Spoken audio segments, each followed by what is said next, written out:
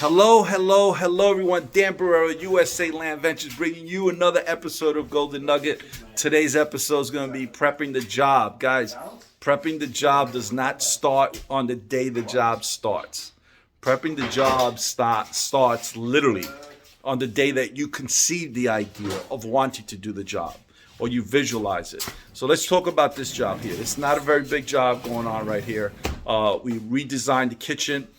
In addition to that, we actually opened up this entrance here as much as we could without affecting the bearing wall structure.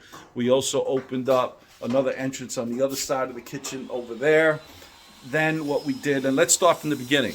So we conceived the idea.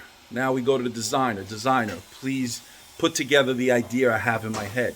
Then after we get that design, we have to go to the contractor and the structural engineer and say, does it fit the scope of the work I want to do without having to move any bearing walls? Because I didn't want to incur that expense because it wasn't going to increase my profit margin on this particular job. Some jobs it's worth incurring that expense, some it isn't.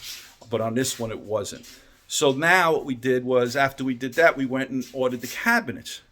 Right? While we're waiting for the order of the cabinets, in addition to, we also ordered the appliances because there were higher end appliances. It takes about 8 to 12 weeks to get those appliances. And we wanted to make sure that everything was here when we were ready to go. So now we ordered all the stuff that was a long lag time. This is all part of prepping the job, guys. From the beginning. Sometimes it takes longer to prep for a job than it does for actually doing the job. Okay? So let's go a little further. Now we come in and we hire the guy who comes out and rips everything out. Now we hire the framer. Then we hire the sheetrocker. Then after the framer comes the electrician, the plumber, then the sheetrocker, then the polisher, then the painter to give it the prime, and then the guys that are here now. The guy's actually installing these cabinets. Let me turn this idea of what's going on here. Like I said, this is a very small job. The kitchens are coming out spectacular. But part of prepping right now is that he's got to put in this hood range microwave in before he finishes putting in the bottom moldings on those cabinets. And what I mean by bottom moldings is this here. Because you don't want to install and put this in first and then install that and scratch up those bottom moldings. But let's go a little further. Every job, especially a kitchen job, even though the kitchen person is going to have the plans prior to coming to the job, I make sure that I actually post them on the wall of the job.